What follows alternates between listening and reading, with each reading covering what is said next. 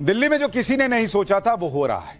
किसी ने सोचा नहीं था कि विधानसभा चुनाव में केजरीवाल का कोई हरा सकता है, लेकिन नरेंद्र मोदी दिल्ली में ऐसा भूचाल लेकर आ गए कि केजरीवाल तो छोड़िए, केजरीवाल से लेकर ममता बनर्जी, उद्धव ठाकरे, अखिलेश यादव सब हिले हुए। पीएम मोदी ने दिल्ली में बीजेपी को ऐतिहासिक जीत दिलाई, 27 साल का सूखा खत्म कर दिया। दिल्ली में लोकसभा के साथ साथ विधानसभा चुनाव जीतकर पीएम मोदी ने सारे पैटर्न, सारे समीकरण बदल डाले और दिल्ली में भी अब डबल इंजन दौड़ेगी। दिल्ली में जीत का तूफान लाने के बाद पीएम मोदी तो अब फ्रांस और अमेरिका के दौरे पर निकल गए और अपने पीछे वो डरे सहमे इंडी गठबंधन को छोड़ गए। दिल्ली में पीएम मोदी की जीत से जो सियासी भूकंप आया, 2 दिन बाद भी विपक्ष उसके झटके महसूस कर रहा है। दिल्ली हार जाना इंडी गठबंधन के लिए सबसे बड़ा झटका है, क्योंकि अभी तक इंडी गठबंधन यही माहौल बना रहा था कि नरेंद्र मोदी को हराना नामुमकिन नहीं है। इस बात के लिए दिल्ली का उदाहरण दिया जाता था। अरविंद केजरीवाल को ऐसे नेता के तौर पर दिखाया जाता था जो पीएम मोदी के जीत को रथ को रोक सकते हैं। लेकिन अब केजरीवाल नाम की वॉल भी गिर गई, इसलिए इंडी गठबंधन में हड़कंप मचा हुआ। जो पार्टियां अभी तक बची हुई थी, उन्हें लग रहा है कि अगला नंबर उनका ही आने वाला है। इंडी गठबंधन के नेता इसलिए भी डरे हुए हैं क्योंकि कांग्रेस ने जिस तरह से दिल्ली में अरविंद केजरीवाल से अपना बदला लिया, उसे दूसरे दलों को यही लग रहा है कि कहीं कांग्रेस उनके राज्य में भी यही खेल ना कर दे। दिल्ली की जीत पर पीएम मोदी ने कांग्रेस के लिए यही कहा था कि कांग्रेस खुद तो डूबती है, अपने साथ सहयोगियों को भी ले डूबती। एक बार सुनिए पीएम मोदी ने क्या कहा था, फिर बताऊंगा कि दिल्ली की हार से किस राज्य में सियासी हाहाकार शुरू हो गया है। कांग्रेस एक के बाद एक अपने सहयोगियों को खत्म कर रही है और इनका तरीका भी बड़ा मजेदार है। आज की कांग्रेस अपने सहयोगों की जो भाषा है, जो उनके एजेंडा है, उसी को चुराने में लगी हुई है। उनके मुद्दे चुराती है, फिर उनके वोट बैंक में सेंध मारती है। दिल्ली में भी साफ हो गया कि जो भी कांग्रेस का हाथ एक बार थामता है, उसका बंटाधार होना तय हो जाता है। और ये लोग खुद को पराजय का गोल्ड मेडल देते फिर रहे हैं। ये खुद तो डूबती है, अपने साथियों को भी डुबोती है। दिल्ली की जीत के बाद जिस तरह का माहौल बन रहा है, उससे इंडी गठबंधन के नेताओं की टेंशन बढ़ गई। बीजेपी नेताओं का उत्साह देखकर इंडी गठबंधन के नेताओं का दिल बैठा जा रहा है। इसी साल के अंत में बिहार में चुनाव है। दिल्ली में बीजेपी को मिले पूर्वांचली वोट से बिहार में बीजेपी के नेताओं का जोश आई है। अगले साल बंगाल में भी विधानसभा चुनाव है, वहां भी बीजेपी जोश में आ गई है। बीजेपी नेताओं ने कहना शुरू कर दिया है कि दिल्ली की जीत हमारी है, 2026 में बंगाल की बारी है, साल 2027 में पंजाब में विधानसभा चुनाव होने। लेकिन दिल्ली की जीत के बाद यह दावा किया जा रहा है कि पंजाब में भी आम आदमी पार्टी की सरकार चली जाएगी। पंजाब में क्या माहौल है और दिल्ली चुनाव से पंजाब में कैसे उथल पुथल मची है, क्या भगवंत मान केजरीवाल को गच्चा दे सकते हैं क्या, इसके बारे में थोड़ी देर में आपको आगे बताऊंगा। लेकिन अभी बात बिहार और बंगाल की। दिल्ली में जीत के बाद इंडी गठबंधन के कॉन्फिडेंस का मीटर डाउन हो गया है। इंडी गठबंधन के नेता ऊपर से इसे मानने से हिचक रहे हैं, लेकिन अंदर ही अंदर दुखदुखी लगी है।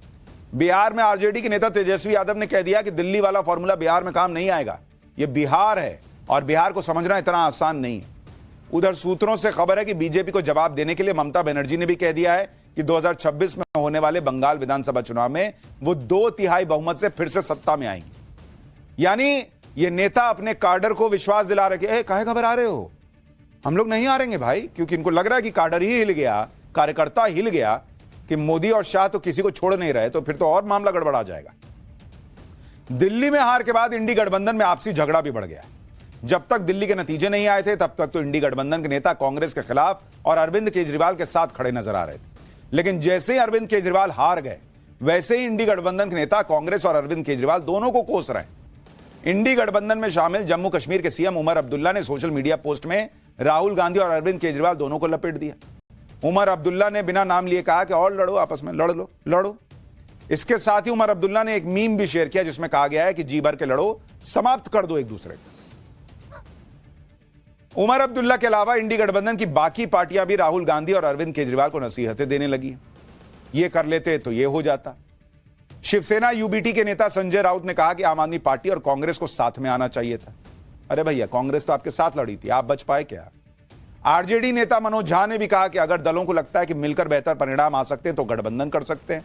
चुनाव को देखकर नहीं, बल्कि उससे पहले ही गठबंधन करना होगा। शरद पवार की एनसीपी के नेता रोहित पवार ने कहा कि गठबंधन की पार्टियां अपने अहम को दूर रखने में नाकाम रहीं, जिस वजह से बीजेपी जीत गई। इंडी गठबंधन में शामिल सीपीआईएम और इंडियन यूनियन मुस्लिम लीग के नेताओं ने भी गठबंधन में टकराव पर निराशा जताई। यानी सारा माहौल यह बना दिया गया कि बीजेपी नहीं जीती है, वो तो केजरीवाल और कांग्रेस का गठबंधन नहीं हुआ इसलिए बीजेपी जीत गए, क्योंकि इनको अपनी कमियां नहीं माननी। भाई, केजरीवाल कब लड़ते थे दिल्ली में कांग्रेस के साथ मिलकर? हर बार तो अकेले ही लड़ते थे।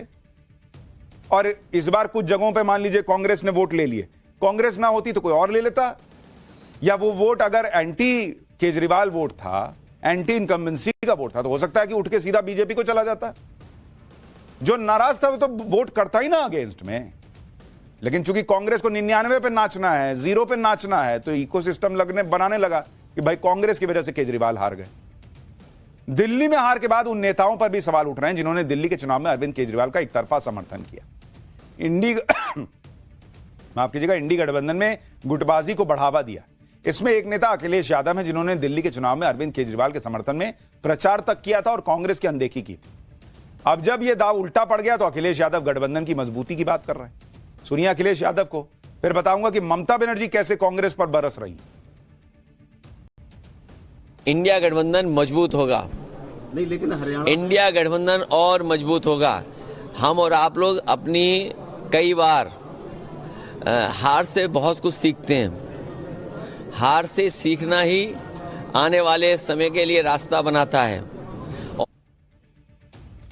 अखिलेश यादव तो इंडी गठबंधन को मजबूत करने पर जोर दे रहे हैं। शायद उन्हें यह समझ आ गया कि गठबंधन के कमजोर होने से उन्हें नुकसान ज्यादा होगा, और उनको यह भी लग रहा है कि यूपी के बाईपोल में तो 8 सीट हार गए, किस मुंह से बोले कि नहीं मैं ही हीरो हूं, तो कह रहे नहीं मिल के मजबूत करते।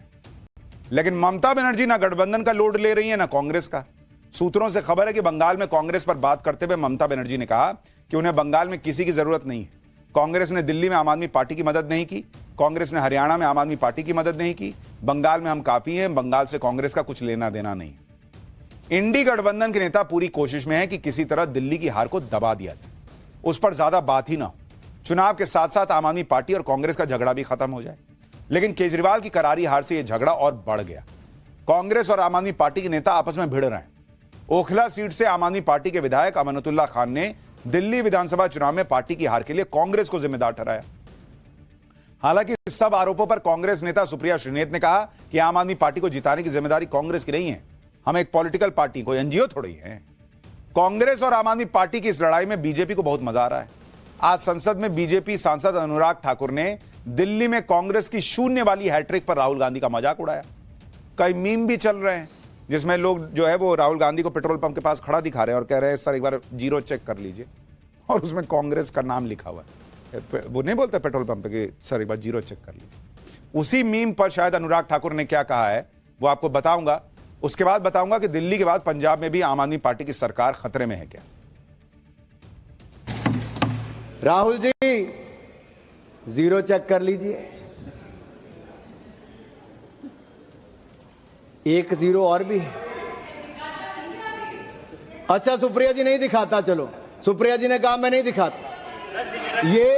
ये कांग्रेस की सीटों की बात नहीं है, मैंने छोड़ दिया सुप्रिया जी। ये जीरो चेक करने की बात मैंने राहुल गांधी जी से की, और वो आपने रेफरेंस दिया है, और मैंने रेफरेंस दिया है, और मैं आप सबके सामने पूछ माननीय सभापति जी, सन 2014 के लोकसभा चुनाव दिल्ली की जनता ने कांग्रेस को कितनी सीटें दी? 2015 के विधानसभा में कांग्रेस को कितनी सीटें दी? 2019 के लोकसभा में कितनी सीटें दी?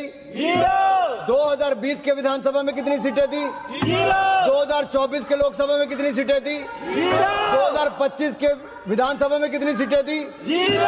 अगर ये जीरो का रिकॉर्ड बनाने का काम किसी ने किया है तो राहुल जी के नेतृत्व में कांग्रेस पार्टी ने किया है। यानी सीट आए 0 पर 0, लेकिन राहुल गांधी हैं असल हीरो। यह सिर्फ कांग्रेस में ही हो सकता है। दिल्ली की हार के आफ्टर शॉक से इंडी गठबंधन उबर ही नहीं पा रहा।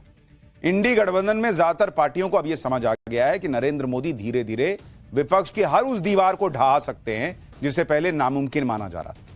इसलिए इंडी गठबंधन की कई पार्टियां गठबंधन को मजबूत करने की बात कर रही हैं, क्योंकि उनको पता है कि आज नहीं तो कल उनके राज्य का भी नंबर आएगा। इधर दिल्ली की हार से बंगाल बिहार तक हलचल मची हुई है। दूसरी तरफ पंजाब में तो कांग्रेस ने ऐसा माहौल बना दिया है जैसे पंजाब में बड़ा सियासी उलटफेर होने वाला है। दिल्ली में आम आदमी पार्टी के हाथ से सत्ता छीनने के बाद अब क्या कांग्रेस पंजाब में भी आम आदमी पार्टी की बैंड बजाने वाली है? क्या अब अरविंद केजरीवाल पंजाब के मुख्यमंत्री बनने वाले हैं? क्योंकि कांग्रेस तो यही दावा कर रही है। कांग्रेस के नेता प्रताप सिंह बाजवा कह रहे हैं कि आम आदमी पार्टी के 30 विधायक कांग्रेस के संपर्क में। दावा यह भी है कि दिल्ली में हारने के बाद अरविंद केजरीवाल पंजाब के सीएम बनना चाहते हैं और इसके लिए केजरीवाल लुधियाना में आम आदमी पार्टी के एमएलए गुरप्रीत गोगी के निधन के बाद खाली हुई सीट से उपचुनाव लड़ सकते हैं। बाजवा तो यह तक दावा कर रहे हैं कि भगवंत मान अब दूसरे एकनाथ शिंदे बनेंगे और पंजाब में आम आदमी पार्टी में अलग गुट बना लेंगे। बाजवा के अलावा भी कई कांग्रेस नेताओं ने आम आदमी पार्टी के विधायकों के अपने पार्टी के संपर्क में होने की बात कही। कांग्रेस नेता सुखजिंदर रंधावा को सुनिए, फिर बताऊंगा कि केजरीवाल ने कल पंजाब के विधायकों की दिल्ली में इमरजेंसी बैठक क्यों बुलाई है। ये डरे हुए हैं कि हमारे आदमी भाग जाएंगे। जो पार्टी हर बार यही कहती है कि हमारे आदमियों को 20 करोड़ 50 करोड़ 15 करोड़ में खरीद रहे हैं, एफआईआर कराने की बजाय एफआईआर नहीं कराते तो ये बोलते हैं।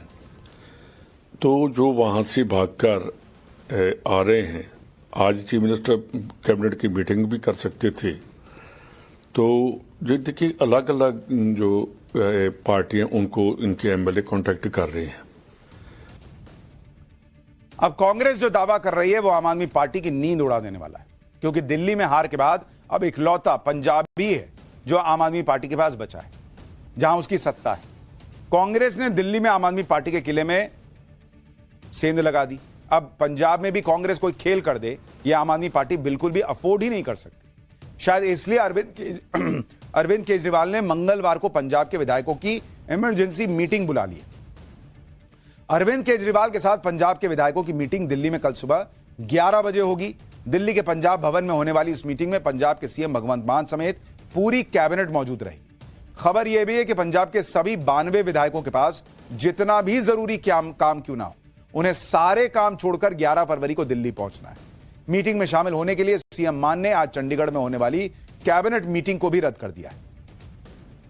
जानकार कह रहे हैं कि मीटिंग में पहुंचने वाले विधायकों की संख्या के आधार पर यह तय होगा कि कांग्रेस के दावे में कितना दम है और क्या वाकई पंजाब में आम आदमी पार्टी के विधायक टूटने के लिए तैयार हैं। लेकिन इस मीटिंग को इतना टॉप सीक्रेट रखा गया है कि पंजाब के किसी विधायक या मंत्री तक को पता नहीं कि उन्हें दिल्ली बुलाया क्यों गया। एक बार सुनिए पंजाब सरकार के मंत्री कुलदीप सिंह धालीवाल क्या कह रहे हैं। जितने साडे मंत्री साहब थे, मुख्यमंत्री जी, एमएलए साहब, असी सारे ने दिल्ली की इलैक्शन च बड़ा काम किया। जिथे जिथे ड्यूटी लगी ही सारे ने काम किया। कल साडे कौमी कन्वीनर जी ने मीटिंग बुलाई है। मीटिंग का एजेंडा नहीं आया, पर मेरा ख्याल तो यही है कि दिल्ली की इलैक्शन तो होगी। मतलब पंजाब के विधायकों को यह पता ही नहीं कि मीटिंग क्यों बुलाई गई है, वो सिर्फ कयास लगा रहे हैं। वैसे कल यानी रविवार को केजरीवाल ने अपने घर पर जीते हुए विधायकों की बैठक बुलाई थी। बैठक में चुनाव जीती पूर्व मुख्यमंत्री आतिशी, हारे हुए पूर्व मंत्री मनीष सिसोदिया, सत्येंद्र जैन और सौरभ भारद्वाज भी पहुंचे थे। केजरीवाल ने जीते हुए विधायकों को निराश न होने की हिदायत दी। केजरीवाल ने उनसे जनता के लिए काम करने को कहा। अब पंजाब के विधायकों की बैठक बुलाई गई है, वो भी दिल्ली में, और बैठक के एजेंडे को भी गुप्त रखा गया है। लेकिन कांग्रेस के 30 विधायकों के संपर्क में होने वाले दावे के बाद ही यह मीटिंग बुलाई गई। तो आखिर इस मीटिंग का मकसद क्या है?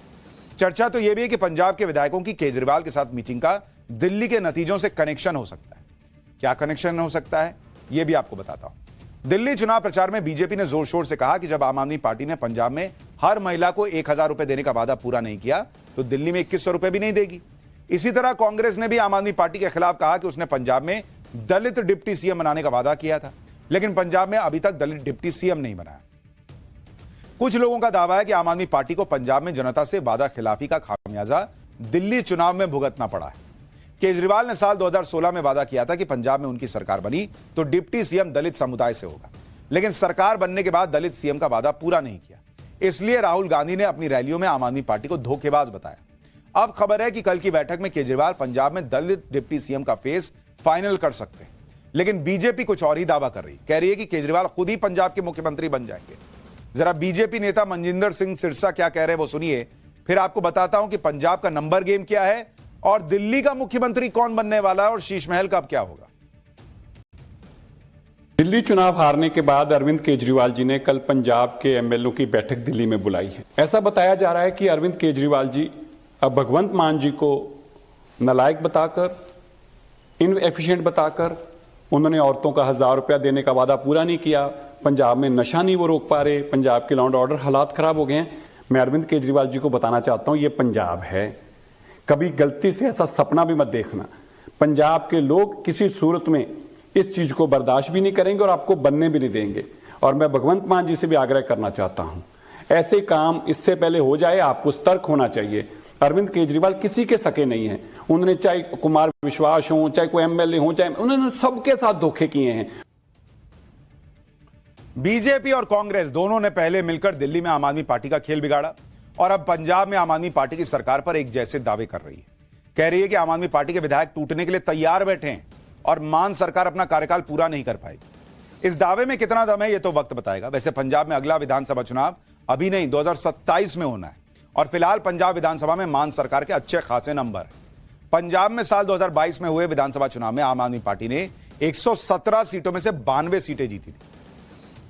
कांग्रेस ने 18, बीजेपी ने 2, अकाली दल ने 3 और बीएसपी ने 1 सीट जीती थी। उपचुनाव के बाद पंजाब में आम आदमी पार्टी के 95 विधायक हो गए, जबकि विधानसभा में बहुमत का आंकड़ा 58 है, यानी बहुमत के आंकड़े से बहुत ज्यादा। ऐसे में पंजाब के अंदर मान सरकार का गिरना व्यवहारिक तो नहीं लगता, लेकिन यह पॉलिटिक्स है बॉस, और राजनीति में कुछ भी मुमकिन है। और दिल्ली हाथ से निकलने के बाद आम आदमी पार्टी के लिए पंजाब काफी अहम हो गया है, क्योंकि पार्टी की सत्ता सिर्फ इसी राज्य में बची है। पंजाब में सीएम बदल जाएगा या सरकार बदल जाएगी, इस पर सबकी नजरें हैं। इसके अलावा एक और सवाल है जिस पर हर कोई पॉलिटिकल एक्सपर्ट बना हुआ है। गली मोहल्ले और नुक्कड़ में मौजूद लोग अपने अपने तुक्के से दिल्ली के सीएम के नाम की पर्ची खोल रहे हैं। कोई कह रहा है कि ये सीएम बनेगा, कोई कह रहा है अरे ना वो बनना है भाई। हालांकि किसी को भी नहीं पता कि कौन सीएम बनेगा। कोई अभी यह दावा नहीं कर सकता कि सीएम बन जाएगा या नहीं बनेगा। सीएम के नाम पर मोदी शाह की जोड़ी कैसे चौंका सकती है, इसका ट्रेलर सब देख चुके हैं, कई बार देख चुके हैं, इसलिए अभी कोई नाम फिक्स नहीं है। दिल्ली में मुख्यमंत्री का शपथ ग्रहण समारोह 15 फरवरी के बाद हो सकता है। पीएम मोदी के फ्रांस और अमेरिका के दौरे से लौटने के बाद कहा जा रहा है कि शपथ ग्रहण हो सकता है। नए सीएम को चुनने के लिए दिल्ली में बीजेपी नेताओं की बैठकों का दौर चल रहा है। नतीजे वाले दिन ही पीएम मोदी की बीजेपी अध्यक्ष जेपी नड्डा और गृह मंत्री अमित शाह से मुलाकात हुई थी। फिर रविवार सुबह जेपी नड्डा और अमित शाह की मुलाकात हुई। शाम को बीजेपी के नवनिर्वाचित विधायकों की पार्टी के वरिष्ठ नेताओं के साथ बैठक हुई। इस बैठक में दिल्ली के सभी सांसद भी मौजूद रहे।